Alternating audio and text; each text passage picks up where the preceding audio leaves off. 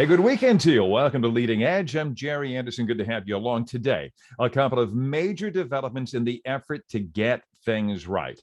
Decades after an iconic college football player authored maybe the most remarkable era in the sport, he's finally elected into college football's Hall of Fame. Former UT Rocket Chuck Ealey joins us from Canada ahead.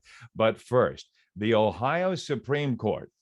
And it says that the maps we've talked about so often on this program for both the Ohio legislature and its congressional delegation are illegal. That is, they do not meet the constitutional standards Ohio voters have mandated they must. That's as approved. They are gerrymandered, specifically drawn to benefit a political party. Mia Lewis of Common Cause, Associate Director, Common Cause, joining us from Columbus.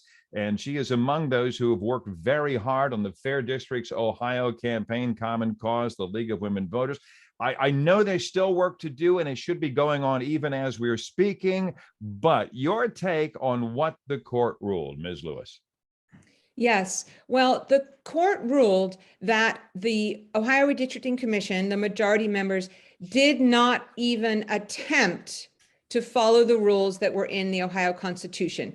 So the voters passed an amendment to the Ohio Constitution that required that there be representational fairness in the maps, the Ohio House and Senate maps. That passed in 2015 for our legislature. And what the court ruled was that the commission had not attempted to follow those rules. And the same thing for the congressional maps. They ruled that the maps were rigged, that they were specially drawn to favor one political party over another. So both, actually all three maps, Ohio House map, Ohio Senate map, and the congressional map were all struck down. All right, so we're recording late in the week. The Ohio Supreme Court put the commission, now this is the 7-member group that is overseeing the drawing of the state Senate and state House districts, on a deadline. And I don't know, as people watch this show this weekend, they are supposed to have spit something out. But just so I'm following the process, Mia Lewis, is this going to have to be a new set of map, or a new set of districts that the minority party must sign off on? Or if they don't, are we right back in the Supreme Court? Great question. So yes, the decision was on January 12th, and they gave them 10 days. So Saturday, I know that you're hearing this after that, but for us, Saturday is when the maps are supposed to be drawn. There's actually two options. If the minority members of the commission agree to the map that is presented and everybody agrees, then that could be a 10-year map. However, if the minority party does not agree and it's just voted through on the majority party, that would be a 4-year map.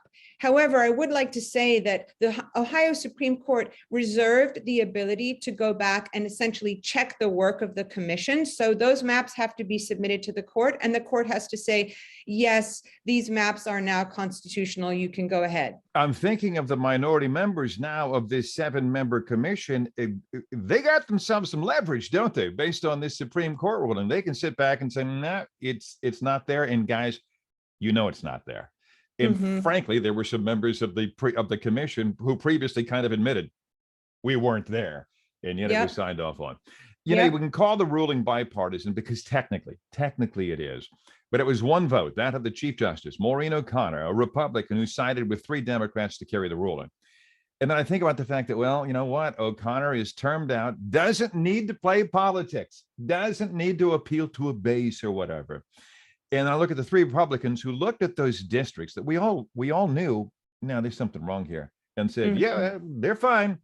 I'm struck with just how political our high court is. Are you? Yes, but I do think that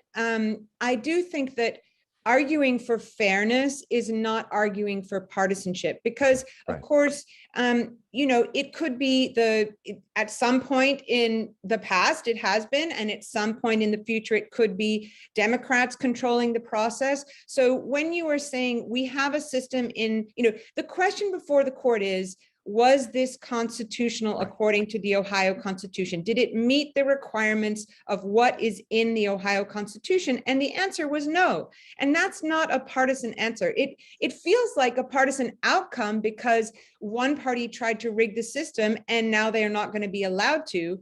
But it's not a partisan ruling to say. That's in this snapshot, it looks partisan, but thank goodness we had all of that language in that stuff that I know you worked so hard on in 2018, and before that, voters voted on in 2015.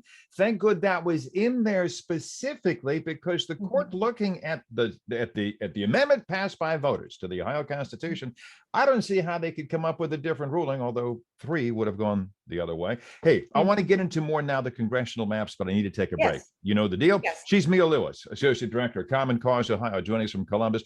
Big week down there as we're drawing and redrawing districts to do what? To try to make them fair. What's so wrong with that? I think nothing. This is Leading Edge. We're back in a moment.